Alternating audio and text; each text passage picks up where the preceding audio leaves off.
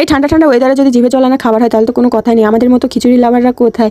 তো আমরা যেহেতু সবসময় খিচুড়ি খেতে পছন্দ করি, আর এই নরম খিচুড়িটা আমার শ্বশুরমশাই ভীষণ পছন্দ করে। আজ কয়েকটা দিন হচ্ছে বৃষ্টি, সকালে না হলে দুপুরে, দুপুরে না হলে রাত্রে, একটা দিনের মধ্যে যে কোনো সময় হচ্ছে। তো খিচুড়ি খেতে যাচ্ছে, ননদের জন্য রান্নাই করতে পারছি না কারণ ও খেতে পারবে না, ও খাবে না। তো তার জন্য তো ভাবলাম আজকে যাক রান্নাই করি। তো এখানে মিষ্টি কুমড়া ছিল, সেটা কেটে নিয়ে নিয়েছি। আর এখন চাউল ডাউল দিয়ে সুন্দর করে ধুয়ে নিয়েছি। এখানে আমি খেসারির ডাউল নিয়ে নিয়েছি, আর এর মধ্যে দিয়ে দিয়েছি কুমড়ো। দেন এর মধ্যে পেঁয়াজ কুচি, মরিচ কুচি, ধনিয়া গুঁড়ো, হলুদ গুঁড়ো, স্বাদ মতো লবণ, তেল দিয়ে সুন্দর করে মাখিয়ে আমি পাতিল ভর্তি করে পানি দিয়ে দিয়েছি। এখন বিসমিল্লাহ বলে আমি চুলায় ধরে দিয়েছি।